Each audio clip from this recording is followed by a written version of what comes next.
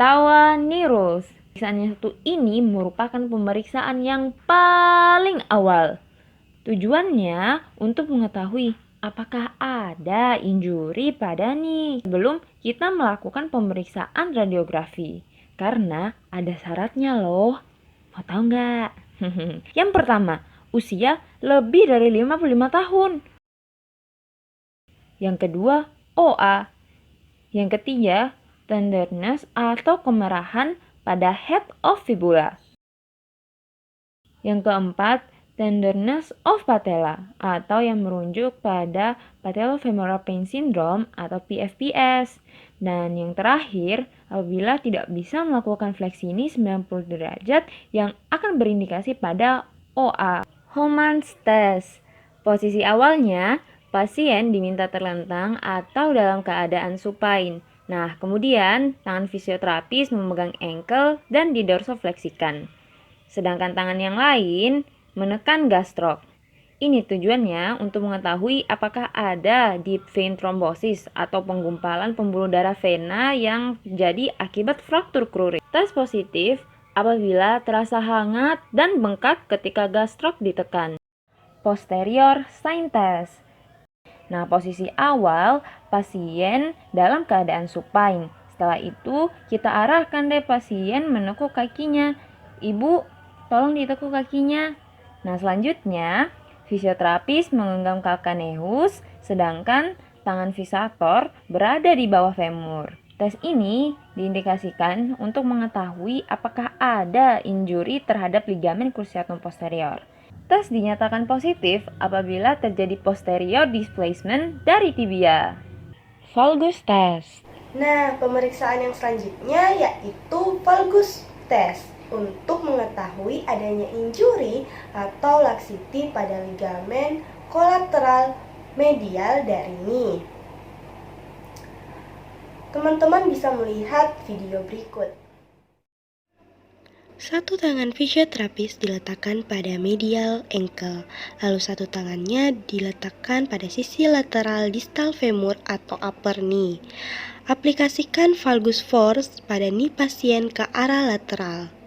Jika dicurigai terdapat fraktur pada distal tibia, tangan yang berada pada medial ankle dipindahkan pada area yang fraktur sebagai fiksator. Varus test.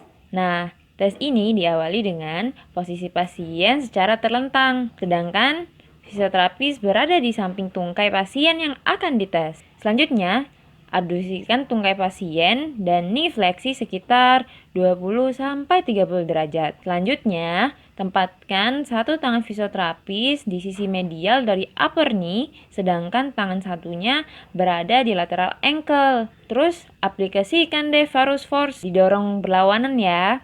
Nah, tes ini biasanya untuk mengetahui apakah ada tear pada ligamen kolateral lateral. Tes positif jika nyeri ada pada sisi lateral knee joint dengan atau tanpa disertai peningkatan laxity. Computerized tomography or CT scan. Nah, pemeriksaan ini menggunakan sinar X yang dimana hasilnya ini dikelola dengan komputer untuk menghasilkan gambar yang lebih detail sehingga dapat membantu diagnosis yang lebih akurat dan juga dapat membantu tenaga medis dalam menentukan cara atau metode dalam penanganan kasus tersebut. Nah, untuk hasil pemeriksaan kasus kruris bisa kita lihat di sini, di mana tulang tibianya atau tulang kering, tulang fibula, tulang betisnya mengalami patah di bagian sepertiga distal atau sepertiga dari ujung tulang bagian bawah. Foto ronsen. Foto ronsen merupakan salah satu prosedur pemeriksaan yang dapat menunjang diagnosis dengan memanfaatkan radiasi gelombang elektromagnetik untuk menampilkan gambaran bagian tubuh pasien. Foto ronsen dilakukan untuk mengetahui adanya masalah pada tulang dan sendi, pembengkakan, infeksi, tumor, dan lain-lain. Untuk dapat mengetahui atau membaca hasil foto ronsen, tentunya sebelum melihat hasil foto ronsen, teman-teman terlebih dahulu perlu mengetahui anatomi tubuh seseorang.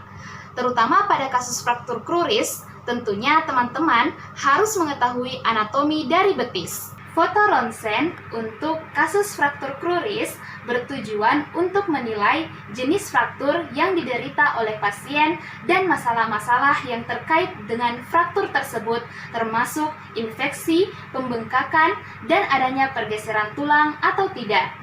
Artrosintesis. Nah, tes yang satu ini biasa juga dikenal sebagai aspirasi sendi, di mana cairan sendi sinovial akan dihisap. Udah kayak vampir aja. Takut.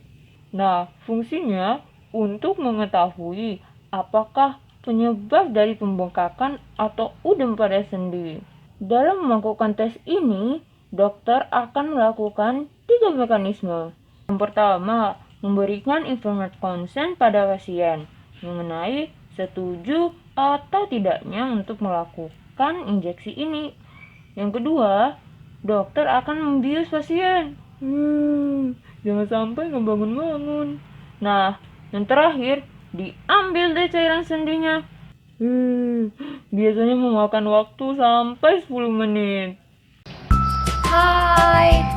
Nah, udah pada di-follow belum IG-nya Visualink? Udah?